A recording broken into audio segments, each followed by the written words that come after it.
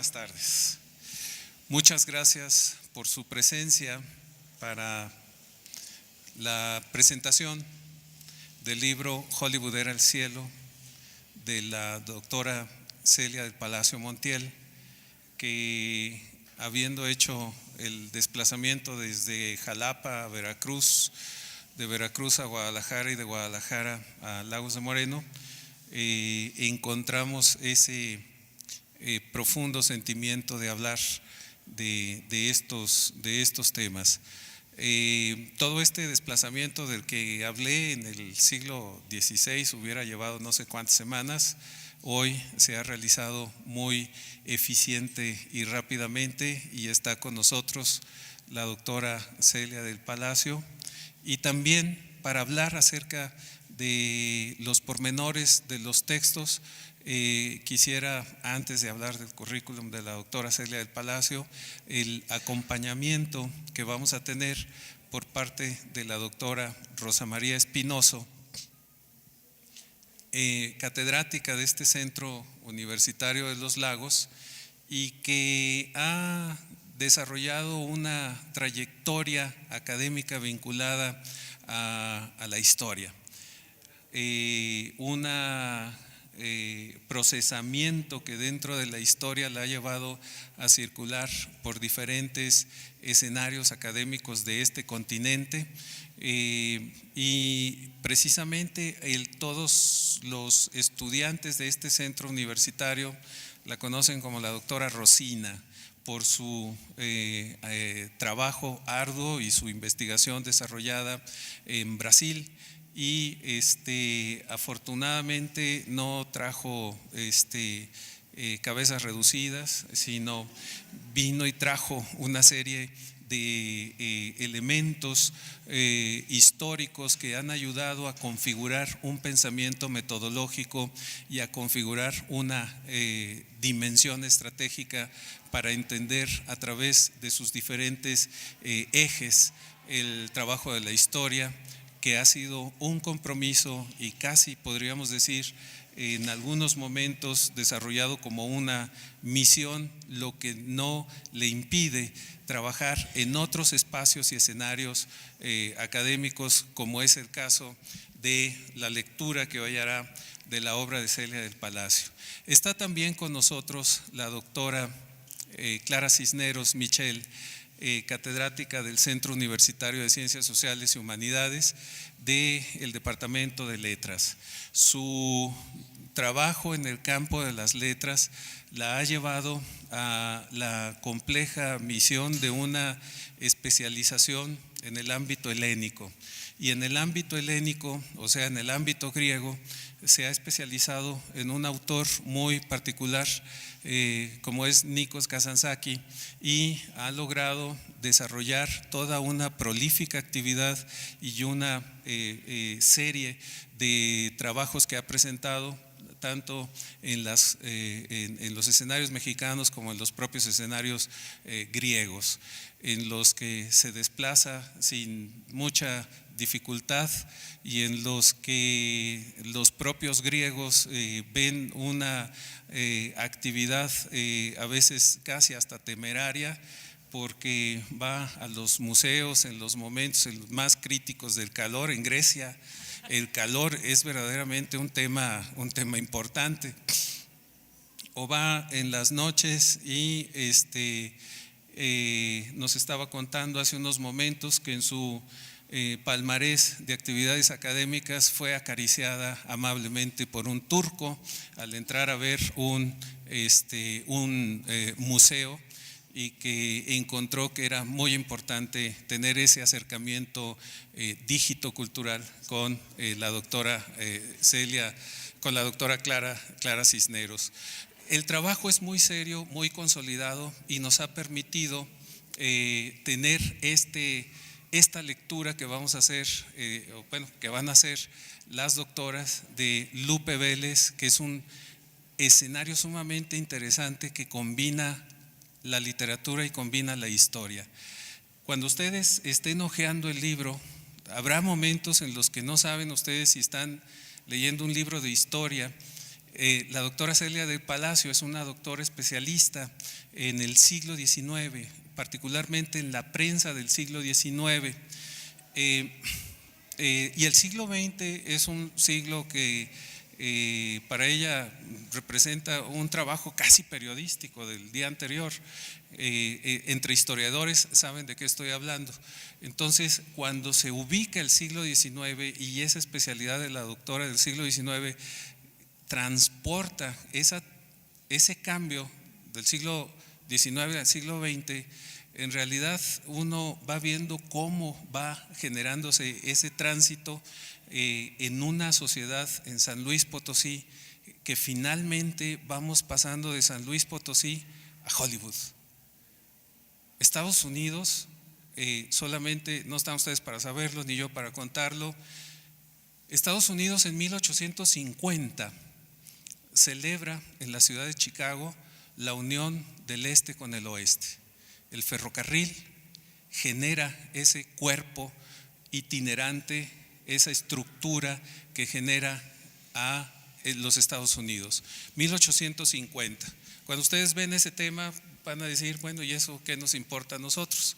Claro que nos importa si ustedes recuerdan cuándo fueron las guerras entre Estados Unidos y México, y que en México precisamente perdimos a través de una serie de tratados firmados por México, una parte importante del territorio mexicano. Y eso, bueno, no les voy a preguntar, pero sí me veo tentado a preguntarles si recuerdan cuándo fueron las guerras.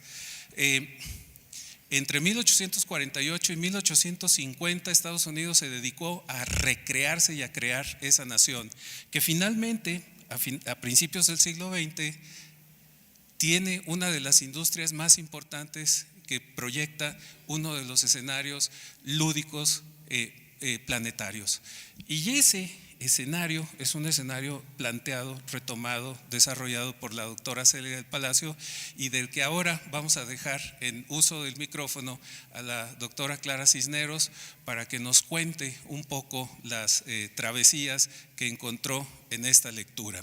Demos entonces la bienvenida a la doctora Clara Cisneros, que hará la primera intervención sobre la lectura de este texto. Bienvenida, doctora.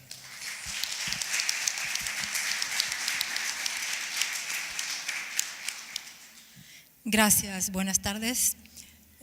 Pues el texto que preparé para esta presentación simplemente le titulé Acercamiento a Hollywood era el cielo, una biografía novelada de Lupe Vélez, o sea, respeté el texto de la autora. Inspirada por la misma autora y por los extraordinarios epígrafes que eligió para cada uno de los capítulos, me tomé la libertad de también tener un epígrafe para su personaje principal, para Lupe Vélez, como yo la capté a través de su narrativa. Mi epígrafe es el siguiente: ella estaba más allá de la vergüenza, del temor de Dios, del amor por su padre y de las opiniones de los hombres. La acusaban de llevar en su cuerpo 7 demonios. No llevaba 7 demonios, sino que tenía 7 cuchillos clavados en medio del corazón. Esta la tomé de La última tentación de Nikos Kazantzakis. Inicio. La narrativa de Celia del Palacio, en general, todo lo que nos ha brindado, se distingue sobre todo por el carácter histórico. Su novela es una novela histórica, muy fundamentada. Esta novela presente, la de Hollywood era el cielo, la biografía novelada de Lupe Vélez, no es la excepción. También es un acercamiento a la vida de la actriz mexicana Lupe Vélez, pero con fundamentaciones muy bien elaboradas, muy bien buscadas por la autora. Por otro lado, también hay un acercamiento y una parte literaria. Nos muestra por un lado a la actriz Lupe Vélez, pero por otro lado nos muestra las entrañas y el corazón de Guadalupe Villalobos, ¿sí? Esta perspectiva que guarda la obra, porque es una constante a lo largo de la obra, para mí es uno de sus principales retos y lo desenvuelve, lo desarrolla con maestría. A lo largo de esta novela, estructurada en 2 partes, a primera instancia nosotros podemos ver que esas partes están desequilibradas. Por un lado, tenemos que la primera parte se compone de 27 capítulos y la segunda parte solo es un capítulo. Aparentemente decimos, no, está desequilibrada, pero no. El contenido de la obra le da en sí su equilibrio, ¿sí? La segunda parte es tan impactante que se sopesa con la primera parte, se complementa, ¿sí? En la segunda parte nosotros vamos a encontrar todo lo que durante toda su vida buscó Lupe Vélez y no encontró. La segunda parte se lo va a dar, quizá demasiado tarde, pero se lo brinda. La autora elige cuidadosamente para cada capítulo un epígrafe, bellísimos fragmentos de poesía de Cavafis, Carlos Pellicer, Rosario Castellanos, Lord Byron, Concha Urquiza, Mayakovsky, ese de Mayakovsky, genial. Por señalar solo algunos, ¿sí?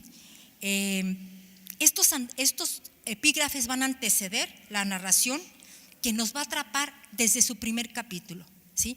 En el segundo párrafo ustedes ya dicen, ups, aquí esto está muy interesante, se acomodan y se destinan a leer, ¿sí? La narración de Celia no es lineal, ¿sí? La bien lograda estructura está entrelazando capítulos en tanto al tiempo y al espacio, hasta que estos se alcanzan. El primer capítulo inicia en los últimos días de Lupe Vélez en Hollywood de los años 1944, mientras que el segundo comienza el 18 de julio de 1908 en San Luis Potosí, México, el día en que Guadalupe Villalobos Vélez arriba a este mundo. Así, de México de 1908 a Hollywood de 1944, los capítulos se van trenzando hasta que el tiempo es uno y señala el fin de la primera parte. Los capítulos que entreteje Celia con gran maestría nos presentan un interesante contraste, un claroscuro marcado por una parte con la simpatía de la niña Guadalupe Villalobos Vélez, de fuerte y definido carácter, que va gastando sus primeros años en medio de travesuras y ocurrencias que de pronto nos hacen soltar la carcajada. Pero por otra parte vemos a una Lupe Vélez que en 2 días se va agotando, va extinguiendo su luz, su fuerza, su viveza, como una estrella que se apaga y sin embargo se recrea. Esto solo lo podrán captar en toda su magnitud con la lectura completa de la novela de Celia del Palacio, Hollywood era el cielo. Leerla en sí es un atrevimiento, es entrar a la intimidad de 2 mujeres que sin embargo son una. Y ese atrevimiento no se podrá lograr sin ir de la mano de la narración de Celia, porque si bien la escritora señala en datos apartes, al final tiene un anexo y ahí nos entrega toda una relación de obras que consultó para fundamentar todo lo que está en la novela. O sea, es una novela muy bien fundamentada. Entonces, les decía, si por ese lado tenemos que hay otras biografías, ella misma nos lo señala ahí, nos dice cuáles, pero no creo que ninguna ofrezca esa dualidad de mujer, ese sentir de mujer, ese desdoblarse de mujer que nos narra la protagonista cuando ve al hombre que le interesa, ¿sí? Celia nos describe a una Lupe Vélez que ve a un muchachito, que ve a Gary Cooper y dice, qué guapo vaquero, y lo empieza a sopesar, lo mide, lo seduce primero acá y luego toda la seducción le sale por la mirada y se la dirige al tipo. Entonces eso solo lo puede hacer Celia, porque eso es Celia, ¿sí? Y lo digo así porque hay mucho de ella en la novela, mucho, ella no lo sabe, pero si son un poco voyeristas, ahí está, ¿sí? Si lo quieren descubrir, intuir, adivinar, tienen que leer la novela. Sí, tiene mucho de ella, mucho, ¿sí? Sí, no, en serio. Insisto, continuamos. A la obra que aquí nos reúne está asignada por los contrastes. Estos se hacen presentes apenas en el segundo párrafo del primer capítulo. Aquí ya intuimos uno de sus aciertos, que son muchos.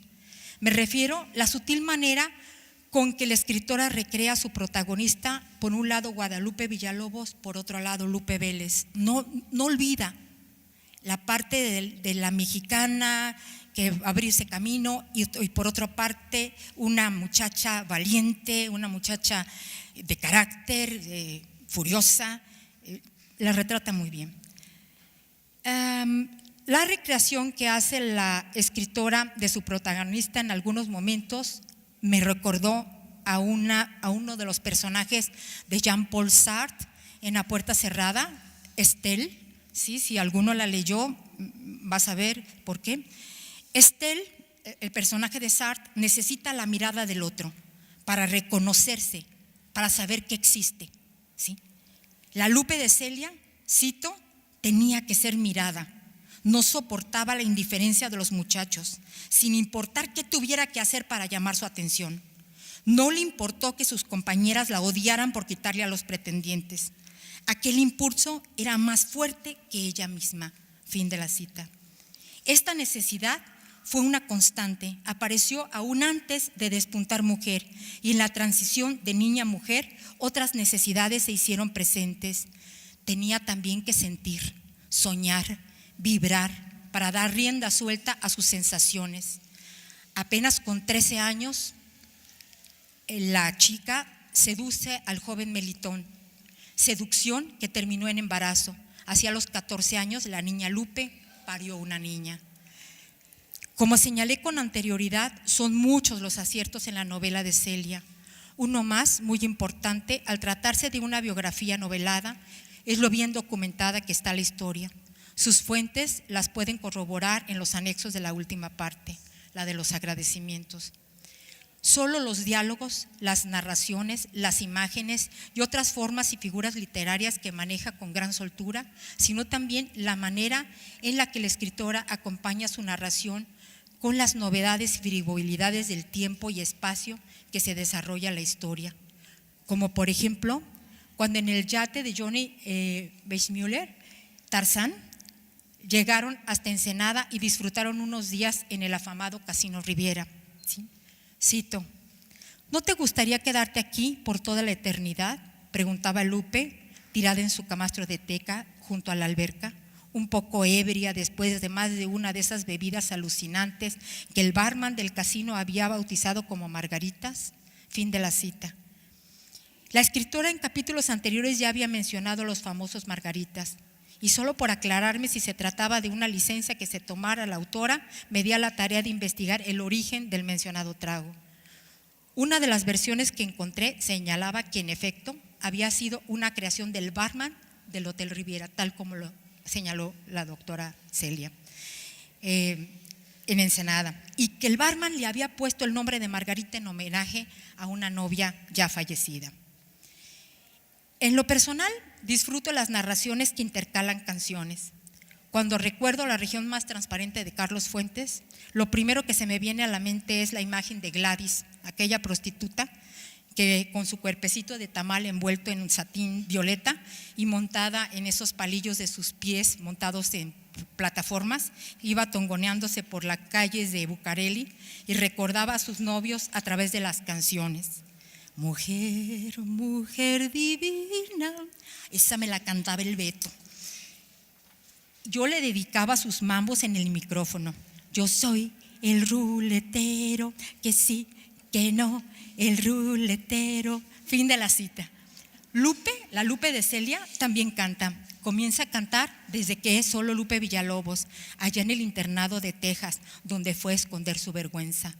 Canta también Lupe Vélez. Canta canciones en inglés que fueron las que le dieron fama, por eso no se las canto. Y para saber qué canta, tienen que leer la novela, porque no se las voy a cantar. No hay otra, tienen que leer la novela. Y al final, en el capítulo de la segunda parte, canta la amiga de Lupe, Edelmira, cuando traslada el cuerpo sin vida de Lupe Vélez de Hollywood a Ciudad de México. Canta con tristeza y entre lágrimas cuando por fin cruza la frontera en El Paso. Canta: Paso del norte, qué lejos te estás quedando. Fin de la cita. Josefina Vélez, la madre de Lupe, también fue actriz y renunció a la farándula para casarse con Jacobo, el padre de Lupe. Por eso comprendió la intensa necesidad de su hija de convertirse en actriz. Esa fue su razón para apoyarla, esa y la codicia. Así lo recreó la autora. Cito: mi mamá, adoro a la viejita, pero a veces me es difícil entender si está orgullosa o es pura ambición.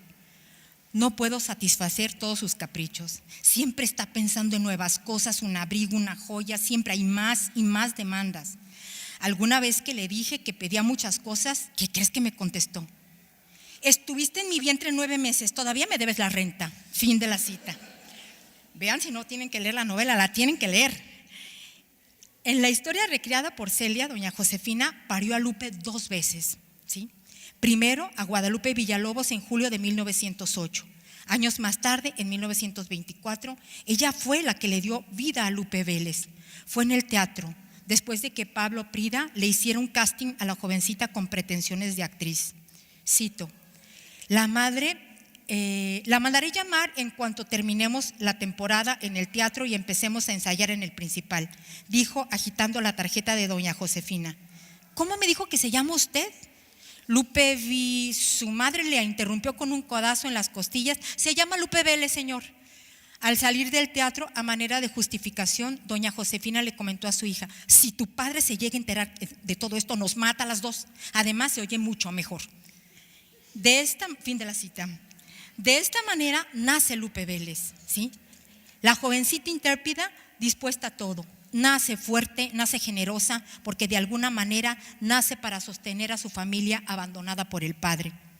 Y aunque es la menor de las hermanas, es la que asume la responsabilidad de sacar adelante a la familia. Un tanto por aburrimiento, por no estar en su casa, ¿sí? Como podemos ver en esta novela, en verdad ofrece muchas aristas de lectura, pero una de mis favoritas es esa que señala la dualidad. La he insistido porque es mi favorita. La dualidad de Lupe Vélez, sí, que por un lado es una constante en la obra. Por un lado tenemos a Guadalupe Villalobos, que podía tener el corazón roto y sufría como una desquiciada. Pero Lupe Vélez, después de secarse las lágrimas, se maquilló con cuidado y salió de la casa, dispuesta como siempre a robarse el show. Fin de la cita. Mientras Guadalupe Villalobos se sentía acomplejada ante figuras como Greta Garbo o Dolores del Río, Lupe Vélez, con su voz ronca, su pequeña estatura, era grande, segura, intrépida y tan valiente que agarró a golpes a un ladrón que pretendió robarla. Si con lo anterior no logré despertar su interés por leer la novela de Hollywood era el cielo, espero que al hacer referencia a la vida íntima de Lupe Vélez, ya sé que son bien voyeristas, a la manera como la escritora la recrea, logre este cometido. El primer hombre que la desilusiona, la engaña y la abandona es su padre. Pero ¿qué se puede esperar de un pobre individuo que en lugar de enfrentar los conflictos maritales huía como suelen hacerlo muchos? ¿Sí? Cito: en esas ocasiones Jacobo usaba su treta favorita. Desaparecía unos cuantos días para que Josefina enloqueciera de angustia. Luego aparecía como si nada hubiera pasado y Josefina se aguantaba la rabia aunque la carcomiera por dentro. Fin de la cita. En el amor también la protagonista parece desdoblarse. Una Guadalupe Villalobos que ama y que desea de alguna manera ser sometida. Cito: necesito que alguien me cuide, que alguien me someta y me obligue a obedecer. Ni siquiera Johnny, que es Tarzán, puede conmigo. Fin de la cita. Y una Lupe Vélez que no entiende lo que pasa. ¿Qué me pasa que me deshago de todo lo que amo? Fin de la cita. Esta Lupe que no logra conciliar su necesidad de libertad con su necesidad de amar. Esta Lupe de escándalos, amantes y amores de muchos hombres, pero solo 2 grandes amores. Uno de ellos, Gary Cooper. Cito: pero al día siguiente, cuando tuvo que empezar a filmar con Gary Cooper, ya nada ni nadie pudo apartar la atención de Lupe Vélez del joven actor. Fin de la cita. La escritora recrea la relación de Lupe con Gary Cooper tanto en la pantalla como en la intimidad, con descripciones intensas que sin duda asustarían a las monjas del Verbo encarnado que le educaron. De acuerdo a lo recreado por Celia del Palacio, Gary Cooper fue uno de los grandes amores de Lupe Vélez. Entonces, qué poderosa razón separa estos dos seres que se aman tan ardientemente, con tanta pasión, con un amor tan intenso que raya en el sadomasoquismo. La respuesta la vamos a encontrar en el capítulo 15, así que la buscan. De los hombres que desposaron a Lupe Vélez, me quedo sin duda con Johnny Weissmuller. Y no precisamente por haber sido el actor que caracterizara a Tarzán, sino por una serie de escenas que van desde la encantadora manera con que Celia recrea su primer encuentro, el atrevimiento de Lupe para invitarlo a tomar la copa a su habitación. La recreación de esta escena es fascinante, sobre todo si tomamos en cuenta que aunque si bien estaban en Hollywood, se trataba de una chica mexicana, pudorosa que no, a principios de los 30, o sea, ¿qué onda? Y aún así se lo llevó a su cuarto. Pero sin duda, una escena que se lleva las palmas, pero absolutamente las palmas, es la que narra el momento en que Johnny pide a Lupe que se case con él, ¿sí? Tienen que creerme, hemos leído, nos han contado, hemos visto videos, películas y demás de un fin de formas de lo más originales que eligen los románticos para pedirle a la amada matrimonio. Nada ni por asomo se acerca a la manera en que Johnny le da el anillo a Lupe. Lo que ustedes se puedan imaginar está a años luz de esta escena y no se las voy a contar. ¿Sí? Me dejo matar si no les impacta la manera. Es más, yo me caso con el hombre que me traiga el anillo como se lo llevó Johnny a Lupe. Sea quien sea un Nil, sea quien sea el que pide limosna, pero que me lo traiga como se lo llevaron a Lupe. Lo digo en delante de todos, ¿sí? Ya ven, entonces la tienen que leer. No vais a decir, Shh. Ok. Entonces, no pueden dejar de leer este fragmento correspondiente porque no se los voy a decir, el placer que les va a arrancar no tiene límites, se los aseguro. Ya había mencionado con anterioridad que Lupe Vélez amó a dos hombres, uno fue Gary Cooper, ya lo vimos, lo amó hasta el final y sin duda él también la amó a su manera, pero sin duda la amó, ya que en el sepelio de Lupe le contaron a una de sus amigas, a Edelmira, que hacía poco, cito, hacía poco un reportero le había preguntado a Cooper cuál había sido la emoción más grande que le había dado el cine. Él había respondido sin chistar, Lupe. Fin de la cita. La amó sin duda, a su manera, como saben amar los hombres. No a nuestra manera. Una cosa es amar a su manera y otra cosa es que nosotros necesitamos ser amadas a nuestra manera. He ahí el dilema. Lean la novela y van a entender muchas cosas. Ok. El otro gran amor de su vida fue el actor mexicano Arturo de Córdoba. Si ustedes tienen una imagen de Arturo de Córdoba, créanlo, aquí se va a romper su imagen, ¿sí? A los dos los amó, a los dos hombres, pero los dos hombres la abandonaron en los momentos de la desesperación y la depresión que la desbordaron. La historia novelada de Celia nos narra que a los dos los llamó Lupe en busca de consuelo y ninguno acudió. Arturo no apareció ni en los funerales. En cambio, Edelmira, la amiga de Lupe, recibió una llamada del actor a manera de pésame. Cito: Edelmira, querida, te suplico que mi nombre no salga a relucir en todo este lamentable asunto de Lupe. No quisiera que este escándalo dañara mi carrera, que todavía está muy frágil en los Estados Unidos. Fin de la cita. Esto es en los funerales, del hombre que la amó. ¿Ah? Con esta cita pongo punto final a mi presentación, porque yo no puedo decir nada más de este individuo, porque si lo digo va a ser una grosería, entonces mejor no. Entonces, con esto pongo punto final a mi presentación, invitándolos a leer esta magnífica historia producto de la pluma de quien se está forjando un lugar muy destacado en las letras mexicanas, Celia del Palacio. Muchas gracias.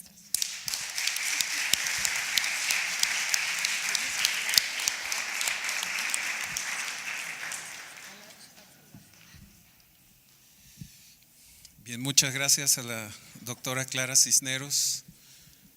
Tienen un reto aquí, independientemente de la novela, el sector masculino.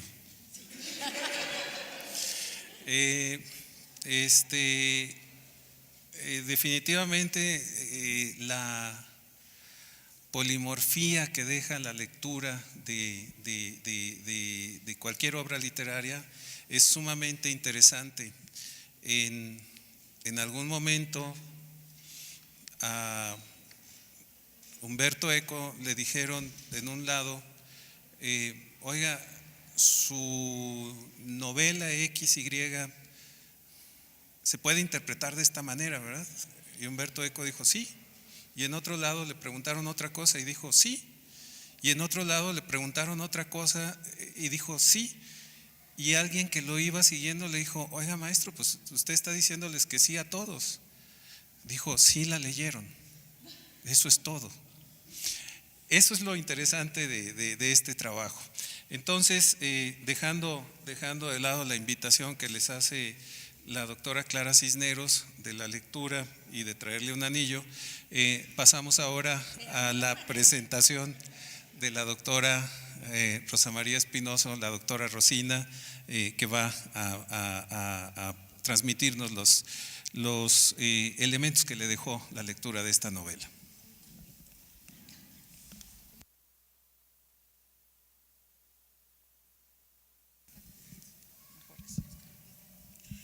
Bueno, pues no solo ustedes tienen un reto, yo también, porque después de la presentación de la doctora Cisneros va a ser difícil, pero sí notarán la diferencia. Yo soy una historiadora, leímos el mismo libro, yo como historiadora no me puedo desprender de esto, y tú ella es del área de letras. Entonces ustedes van a notar incluso las mismas citas, algunas son las mismas. Pero comienzo.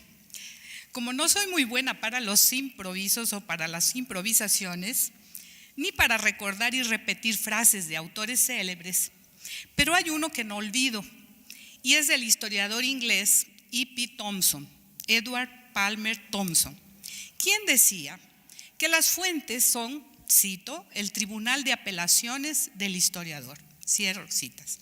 O sea, que independientemente de que agrade o no, o de que convenza o no, el historiador siempre podrá remitirse a sus fuentes para legitimar lo que dice.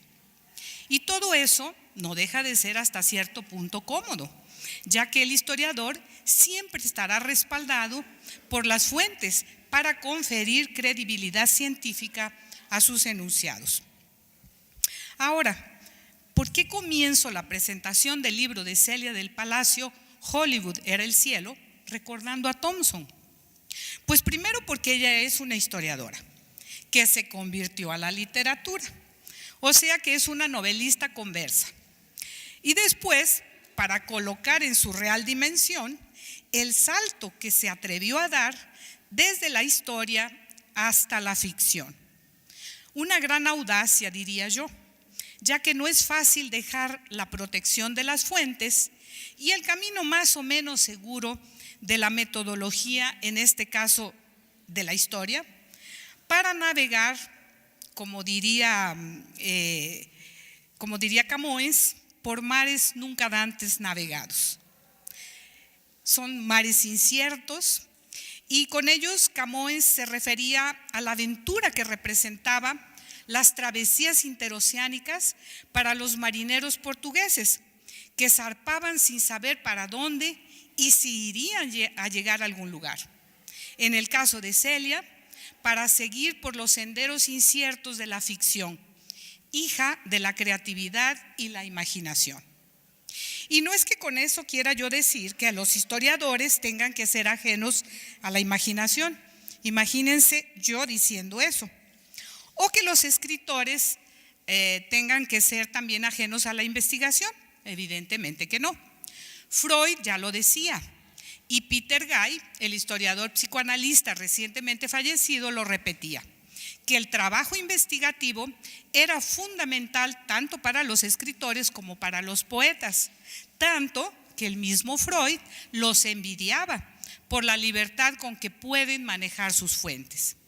Y esto es plenamente confirmado en Hollywood era el cielo, una biografía novelada sobre Lupe Vélez y que viene a sumarse a los, dijimos 4 títulos de novelas, ¿verdad?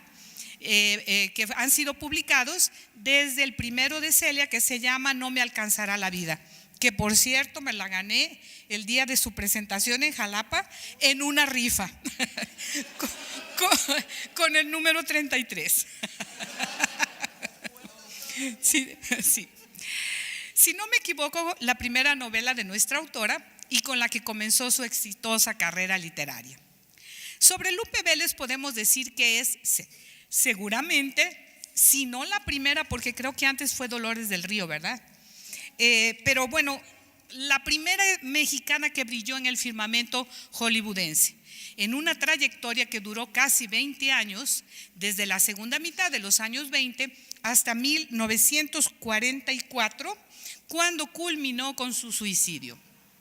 Es por eso que en el primer capítulo la autora ya nos la presenta codeándose con la crema innata del mundo cinematográfico. Estamos hablando de estrellas de primera grandeza, como Errol Flynn, Humphrey Bogart e incluso Johnny Weissmuller, ex campeón olímpico de natación y el primer Tarzán del cine, que también fue su marido. Bueno, si no fue el primero, fue uno de los primeros, ¿verdad? Pero Celia también nos la presenta como la diva que fue, caprichosa, peleonera y con una insaciable necesidad de reconocimiento. Cito: lo único que le daba certeza de existir, dice la autora, era la mirada de los otros puesta en ella. Renunciar a ello era morir. Cierro cita. En México, eso le creó problemas al punto de tener su carrera perjudicada.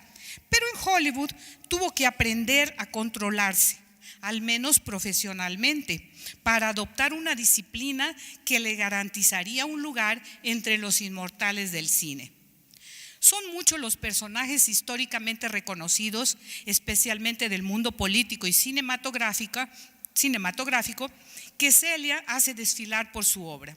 Pero siempre quedará la interrogación sobre aquellos que no identificamos si serán o no reales. Por ejemplo, me pregunto, y aprovecho para preguntarle a la autora, ¿hasta qué punto es histórica o inspirada en un personaje histórico o una coincidencia en los nombres de la figura del general Mateo Olivares, uno de los protectores económicos de Lupe Vélez durante su carrera artística en México y antes de que partiera para Hollywood? Se lo pregunto porque si fuera histórico y tratándose de una biografía novelada, a lo mejor podría corresponder a algún antepasado de un querido amigo y compañero en el Culagos, quien debe a su abuelo materno sus segundos nombre y apellido. No sabemos. Pero siguiendo adelante, entre las anécdotas que me gustaría destacar por todo lo que implicaba, fue el reencuentro de Lupe con su padre, Jacobo Villalobos. Después de años de no verse, Jacobo había abandonado a la esposa y a las hijas supuestamente por su carrera militar, lo que de cierta manera las obligó a ganarse la vida como bien pudieran. Pero quien, sin embargo, tomó la carrera artística de su hija como si fuera una profesión vergonzosa, semejante a la de las prostitutas, de quienes se pensaba eran orilladas a ello solo por la fatalidad. Era esa una actitud que no dejaba de ser la de la sociedad en general y que correspondía a la idea de que una mujer jamás se dedicaría por opción a una carrera como esa, ya fuere en los burdeles o en los escenarios, ya que tanto una como otra se basaban en la exposición pública. La idea de una vocación en esos casos era impensada, por ajena a la supuesta naturaleza femenina, cuya normalidad se basaba en la sumisión, la discreción del hogar y la maternidad.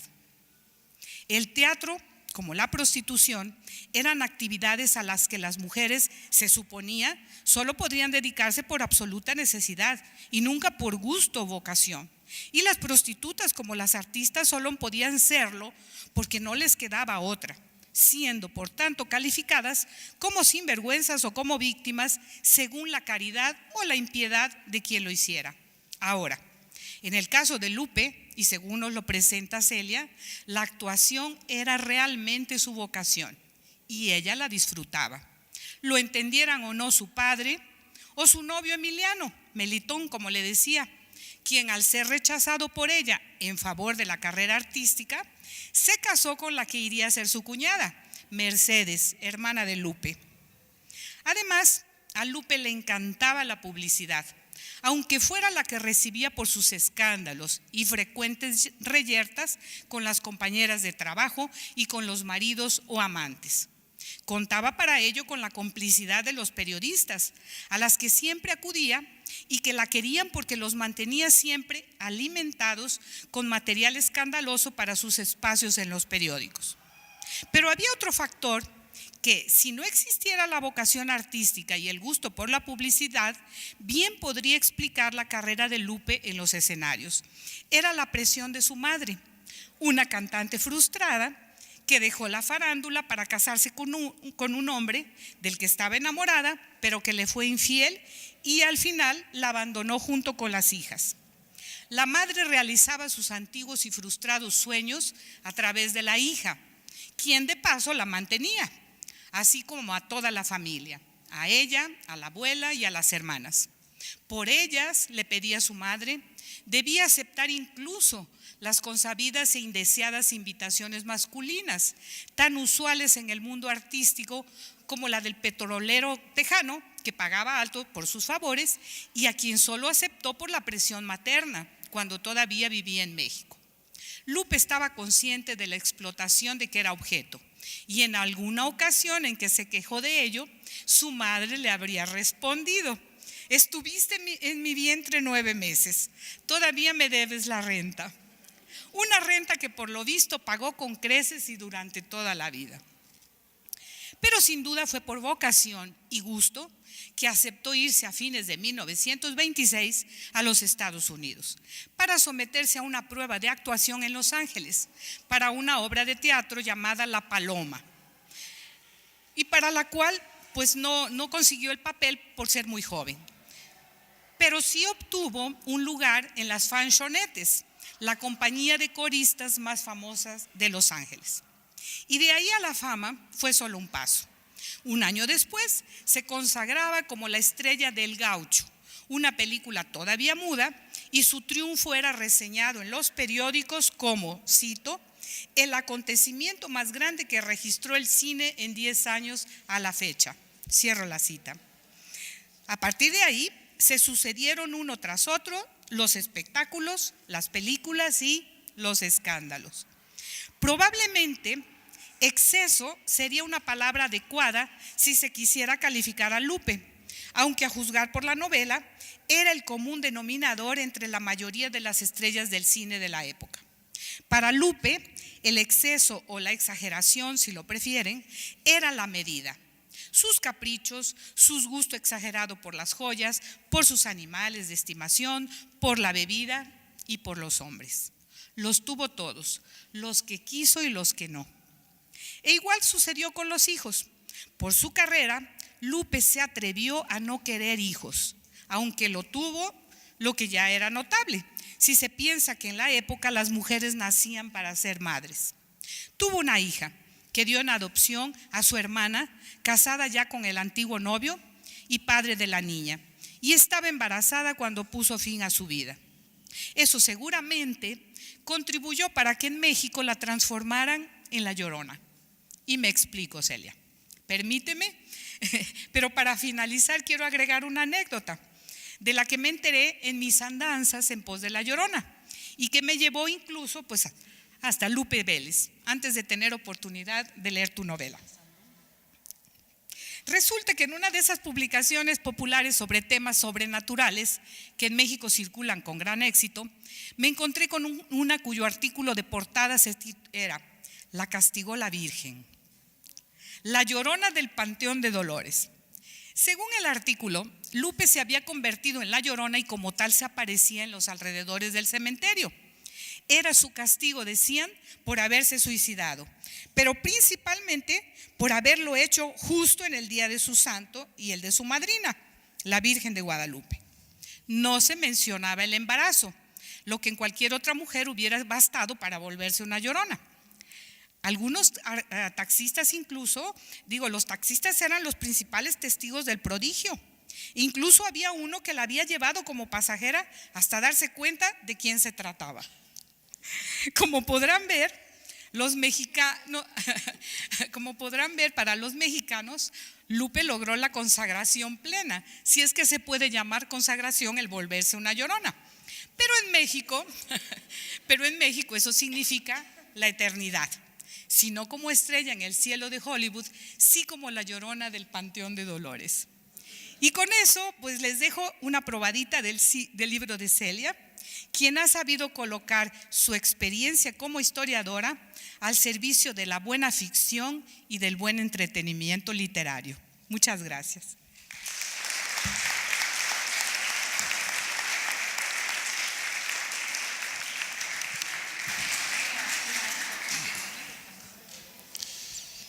Debo decir que tengo que volver a leer el libro. No lo leí así, entonces me tienen asustado y dije, ¿qué fue lo que leí? Yo estaba allí interesado viendo las intervenciones,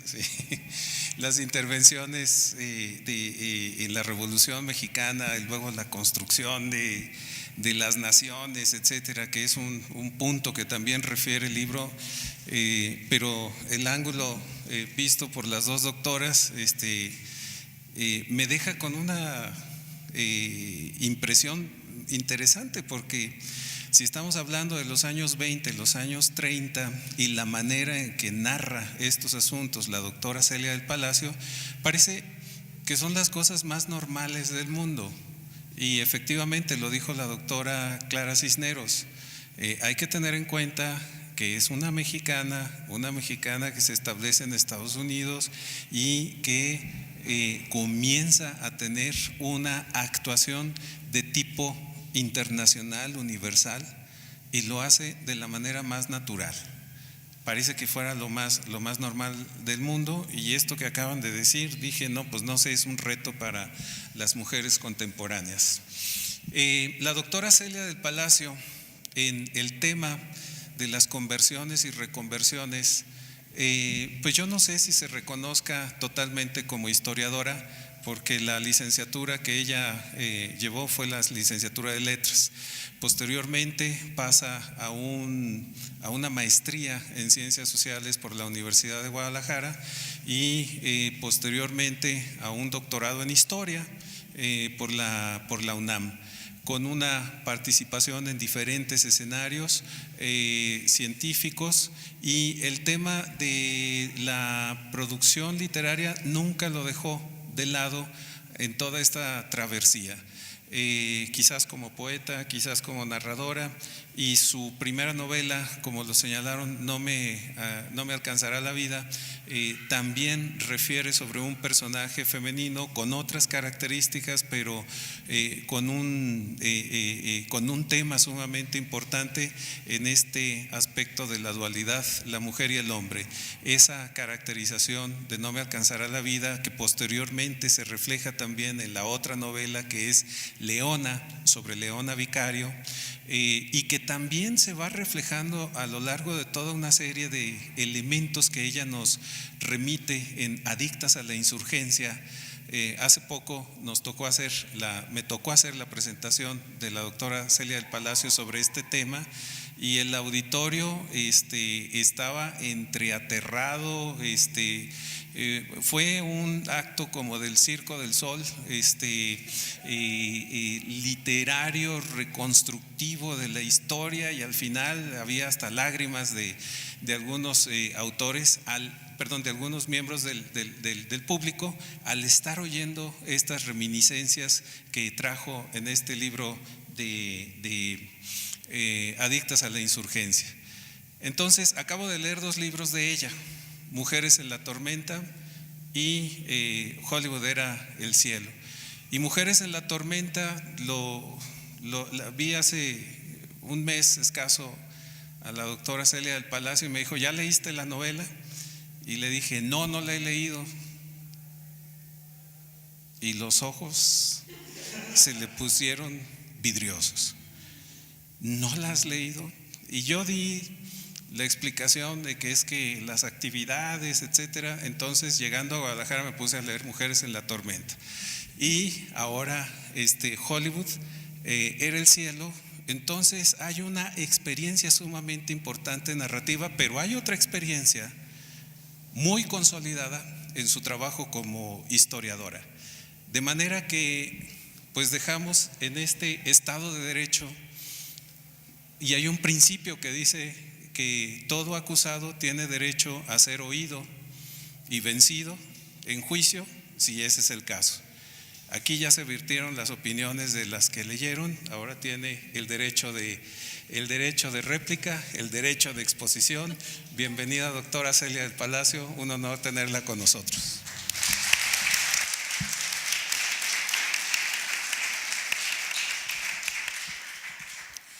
Pues muchas gracias por la invitación para estar aquí con ustedes esta tarde por parte del doctor Armando Zacarías, que me puso como pretexto que era rector y que por eso no había leído Las Mujeres. Que dice que tenía mucho que hacer. Muchísimas gracias a las… Sí.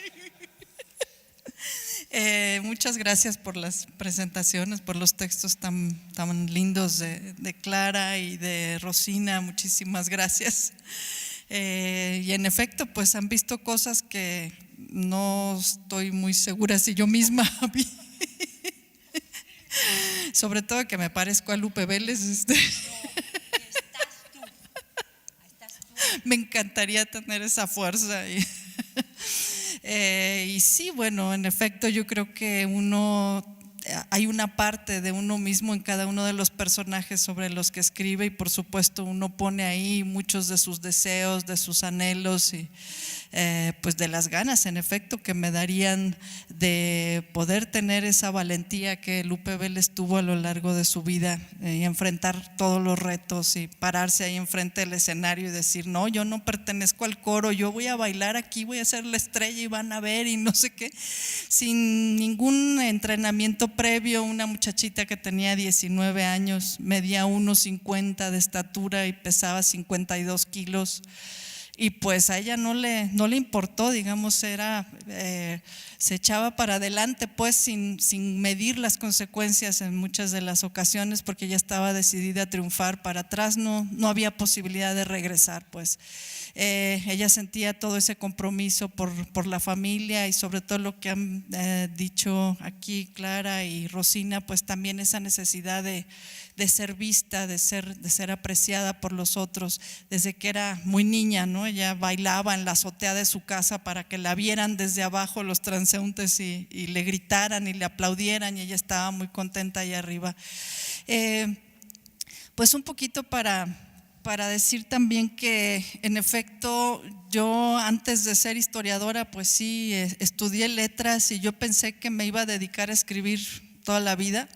Que no iba a ser otra cosa. La historia llegó después, y creo que pues he tratado de complementar las dos cosas en las novelas históricas que he escrito, pero incluso No me alcanzará la vida es una novela que empecé a escribir cuando estaba todavía en la facultad, y es con material de mi tesis de licenciatura. Este héroe de la Reforma en Guadalajara, que es Miguel Cruz Aedo, que es así como mi héroe así más allá de la muerte y de la vida y de todo, este poeta militar de tapatío pues que se enfrentó a la iglesia y que se enfrentó a todo en los tiempos de la Reforma, y pues todas las reescrituras que tuvo esa novela hasta que finalmente salió en el 2008 publicada, pero digamos era como mi afán de muchos años atrás poder escribir esa novela de una manera convincente y dar a conocer a otros a este personaje que nadie conocía y que nadie sabía quién era. Entonces, bueno, por ese lado me da mucho gusto que pues ahora un poquito más se conoce a Miguel Cruz Aedo en Guadalajara. Y después me dediqué a recuperar las acciones de las mujeres a lo largo de la historia, y de eso sabe muy bien Rosina con toda esta colección que ellas han coordinado junto con Fernanda Núñez allá en Veracruz, una colección sobre historias de mujeres en Veracruz. Yo me he dado a la tarea de recuperar algunas mujeres, y bueno, eso hice con Leona Vicario, y traté de hablar de ella desde el punto de vista de una mujer más allá de la estatua de bronce, porque me molesta mucho que conocemos a algunas pocas heroínas. En nuestros libros de texto hay 2 o 3 mujeres, y pues uno tiene la idea de que las mujeres nunca hicieron nada digno de aparecer pues en un libro de historia, lo cual es totalmente falso. Y por otro lado, pues las vemos también como una estatua allá arriba, allá lejos de nosotros, y pues no podemos acercarnos a estas mujeres, ¿no? Son tan buenas, tan heroicas, que nosotros como mujeres de carne y hueso no podemos nunca acercarnos a ellas, ni jamás nos pareceremos a ellas, ¿no?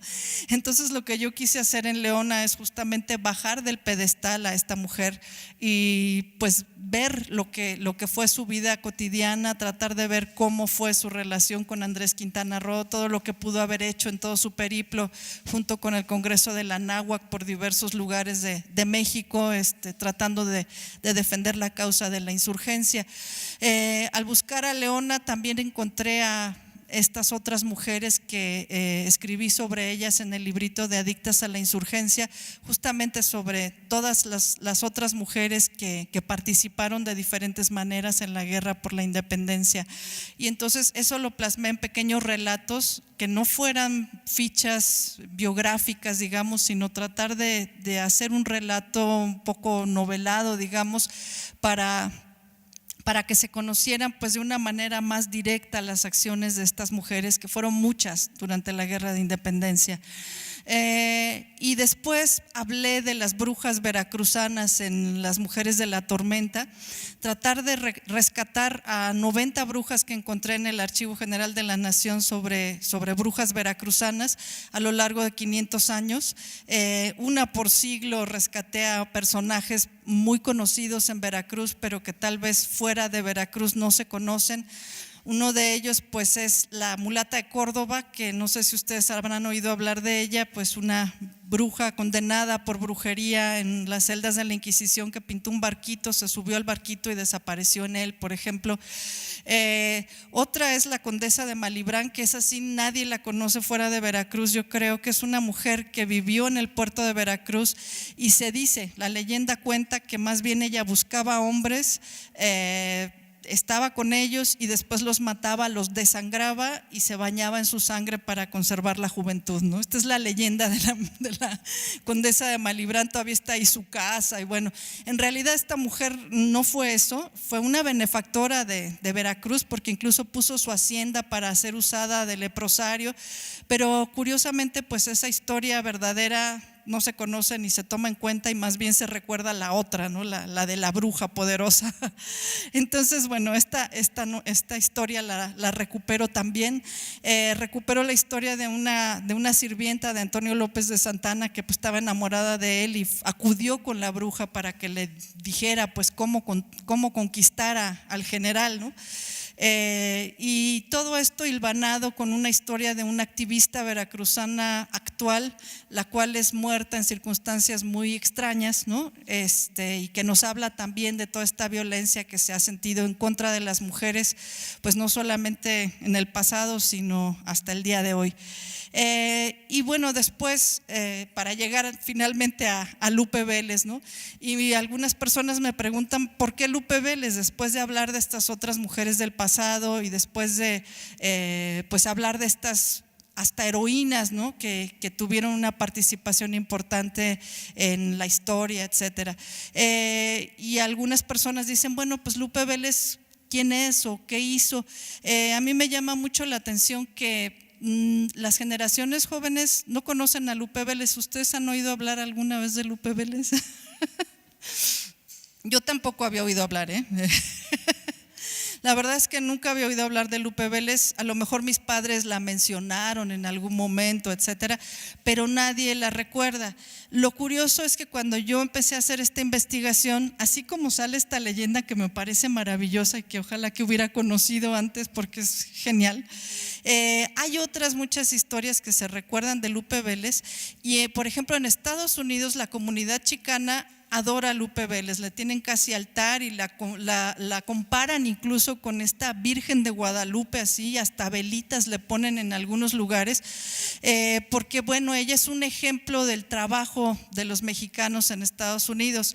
Se sabe poco que Lupe Vélez llegó junto casi al mismo tiempo que Dolores del Río. Pero Dolores del Río, digamos, iba en otra situación a Hollywood, llegaron a Hollywood. Dolores del Río era una dama, era una mujer que se casó con un hombre muy rico, llegó con su esposo a Hollywood, llegó con un padrino que ya la estaba esperando para filmar películas, un director muy famoso que se llama Edwin Carewi. Y la estaba, bueno, ya tenía contratos firmados, todo listo, etcétera, y era toda una dama, ¿no? Ya había ido a París, etcétera, le habían hecho un vestido, Jean Patou había hecho un vestido que se llamaba Dolores del Río, ¿no? Entonces, digamos, con toda esa elegancia y con toda esa distinción llegó a Hollywood así toda estirada y no veía para ningún lado, etcétera, ¿no? Lupe Vélez llegó 3 meses después que Dolores del Río, pero en condiciones muy distintas. Llegó con su perrito en la maleta, según ella cuenta, le había hecho agujeritos a su maleta para meter al perro ahí.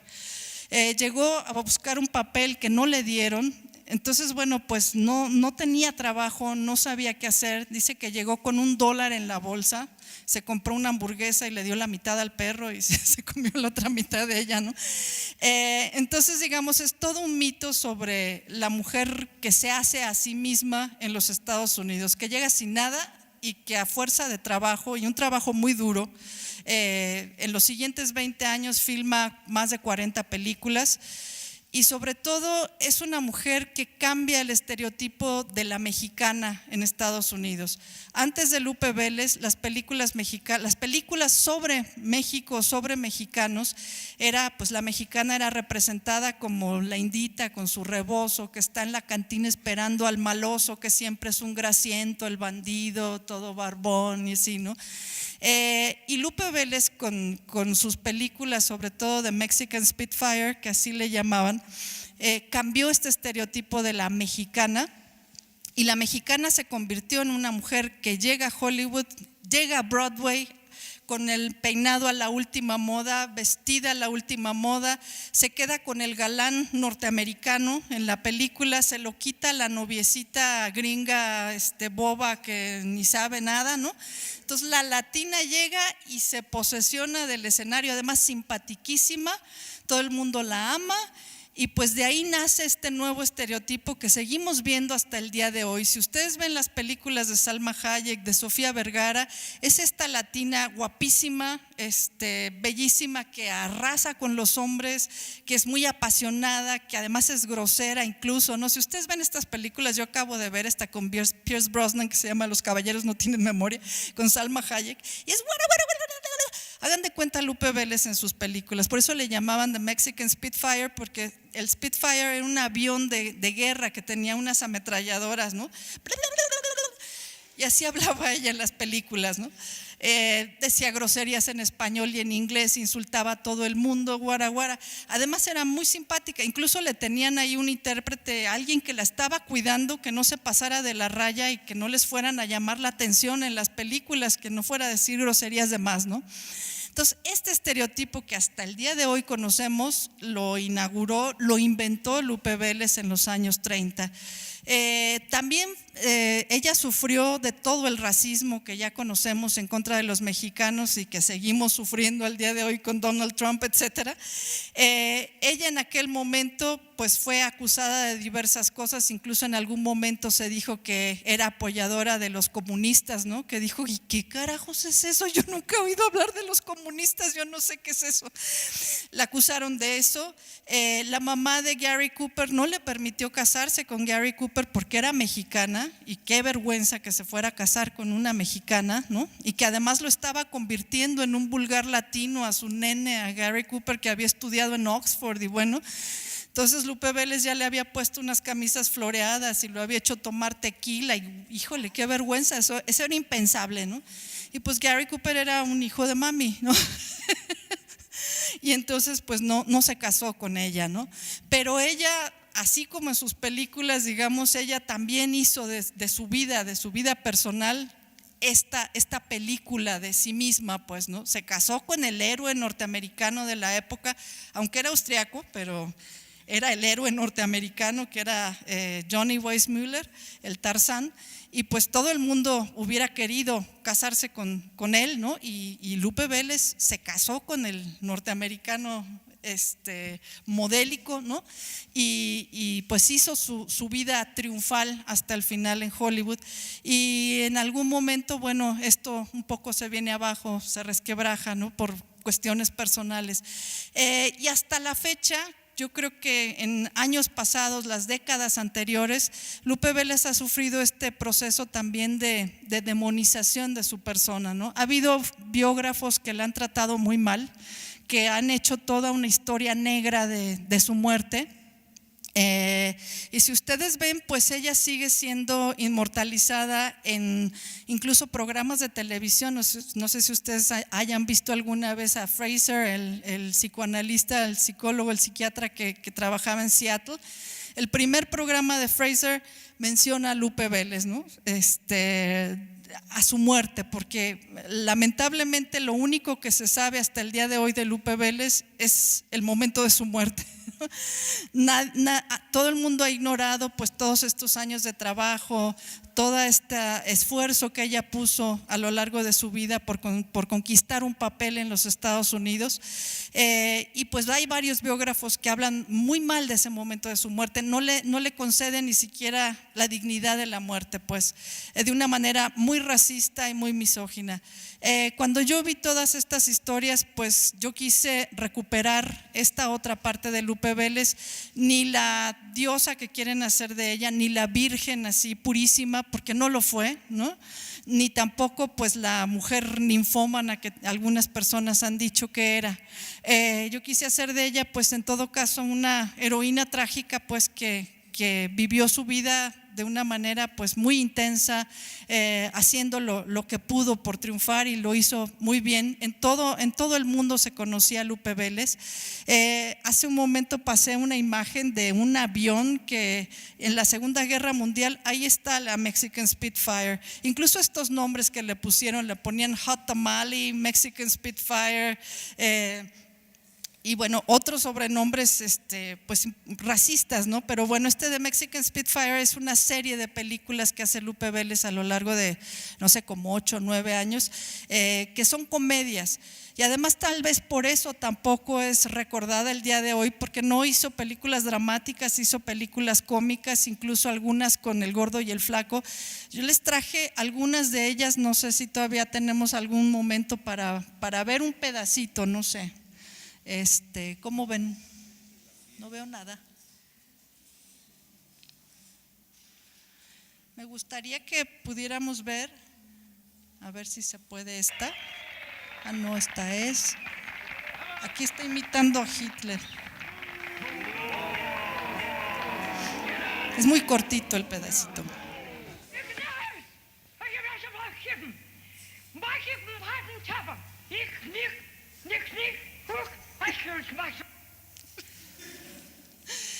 Ella era muy famosa por imitar a la gente. De pronto tiene otra con, ay, no sé si puse aquí El Gordo y el Flaco. ¿Es es que no veo nada.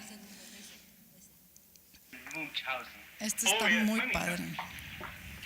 I want some service. Mr. Durante says, Miss Velez, that if you came to this party, you weren't to have anything to drink. I don't care whatever you say. I want the service. I know, but he said no more tonight. I don't care. I want some service. I'm gonna wreck this thing. Jesus Christ. I'm gonna wreck everything.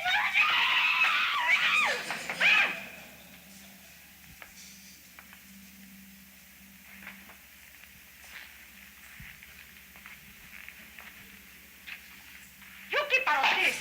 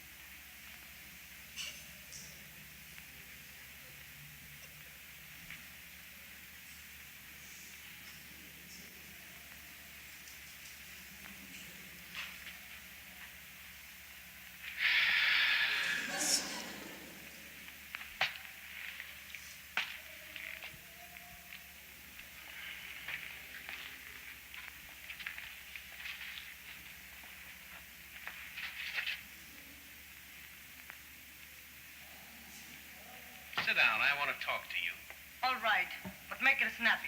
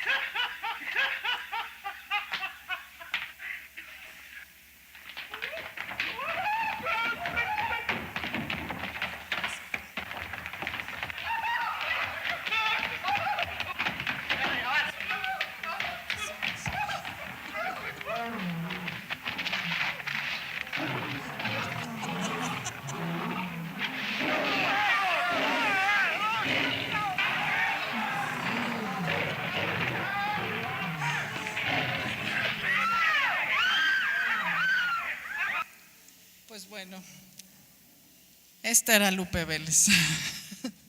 Y un poco para responder a la pregunta de Rosina, no había un general Olivares, Mateo Olivares, no había tal cosa. Ese lo tomé, digamos, como es uno de los detalles que no se puede comprobar, no se sabe.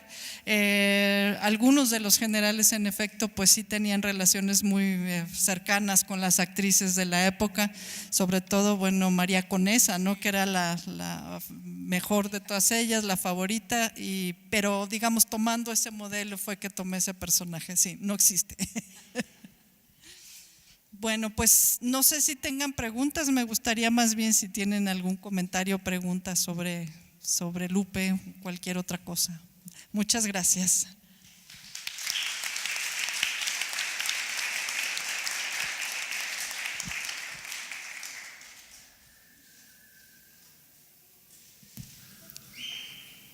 Como dijo la doctora Celia del Palacio, tampoco ella conocía a Lupe Vélez. No se sientan comprometidos a conocer a Lupe Vélez, pero hablar acerca de la novela es un tema.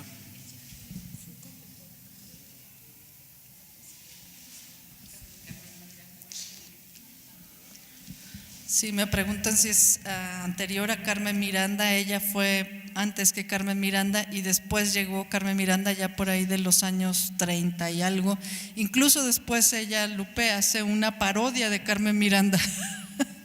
Sí, se burlaba de todo el mundo, hasta de sí misma, nunca tomó en serio nada. Anden, pregunten.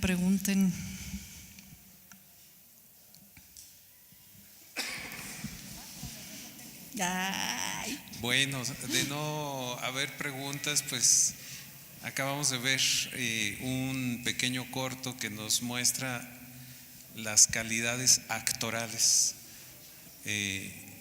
en un escenario en el que no hay efectos especiales, y que todo queda en el desempeño del trabajo actoral de los participantes de la época.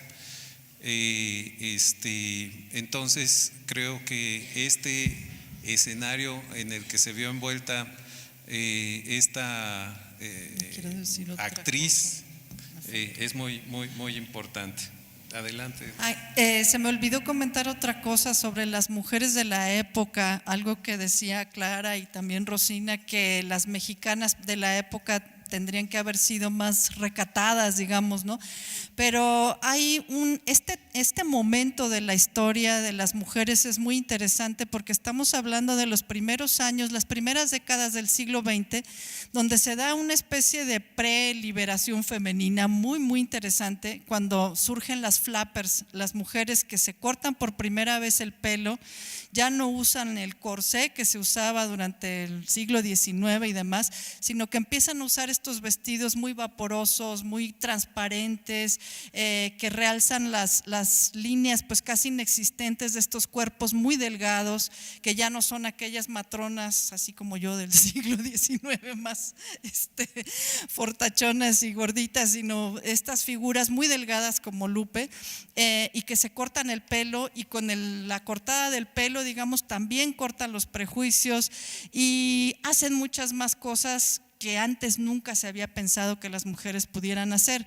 Y este es el prototipo, digamos, de mujer que apareció en Hollywood en estas primeras películas, como la It Girl, que era Clara Bow, no sé si ustedes han oído hablar de ella, que era la típica mujer, la flapper, ¿no? Que puso de moda justamente a estas mujeres liberadas, que coqueteaban con los hombres, que conquistaban a los hombres, y que bueno, eso era lo que recibían también toda la comunidad mexicana en los Estados Unidos, que también eso es poco sabido. En ese momento había muchísimos mexicanos en Estados Unidos, miles de mexicanos ya en Los Ángeles y todo, intentando también encontrar un sitio en la historia, en la industria cinematográfica. Les pagaban $1 por día a los extras y demás, y ahí estaban haciendo una cola así increíble ahí.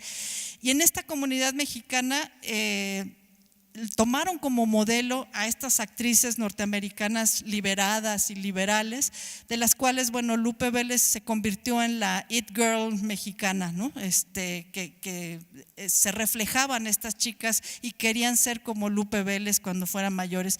Incluso Marilyn Monroe fue con su mamá a los estudios cuando era muy pequeñita, tenía como 5 años, y conoció a Lupe Vélez y le impresionó muchísimo ella, y dijo: ay, cuando yo sea mayor yo querría ser como Lupe Vélez, ¿no? Entonces, pues era todo un modelo de personalidad que luego, digamos, volvió a ser distinta cuando los hombres regresaron de la Segunda Guerra Mundial y las mujeres tuvieron que regresar a su casa, a ocupar el lugar doméstico, etcétera. Pero este periodo, así los años, los locos 20 y los alocados 30, digamos, es la época en que las mujeres se empoderaron muchísimo, y de ellas, digamos, el prototipo es Lupe para las latinas. Bueno, no sé si es pregunta o comentario. Lupe Vélez comenzó en la carrera artística en Hollywood durante el cine mudo, ¿no? Sí. Cuando las películas eran mudas. Pero ella pasó, parece que muy bien, esa transición del cine mudo al cine sonoro, cosa que muchos otros actores no lograron. Fueron grandes actores y famosos durante el cine mudo, pero ya no resistieron. Es cuando el cine se volvió sonoro. Creo que ella sí hizo muy bien esa transición, ¿no? Sí. Y pues muchas actrices, incluso esta muchacha Clara Bow, que había sido, pero así, la estrella del cine mudo, no pudo pasar al cine sonoro porque tenía un acento muy marcado de Brooklyn, en Nueva York, entonces no se le entendía nada, no pudo pasar. En cambio ella, a pesar de tener este acento mexicano, porque sí tenía un acento muy marcado, que después se hizo más marcado, porque dicen que pues lo cultivó de tal manera para seguir sonando latina y poder explotar esa parte latina de sí misma, ¿no?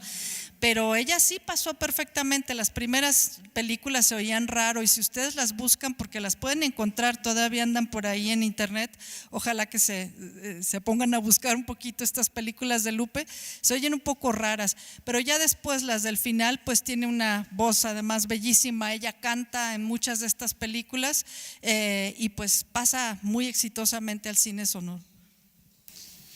Bien, no están ustedes para saberlo ni yo para decirlo, pero quisiera felicitar el esfuerzo heroico que ha hecho la doctora Rebeca García después de llegar el día de anoche de España. Se encuentra con nosotros en este momento la doctora Rebeca García Corzo, que ha hecho un verdadero y denodado esfuerzo.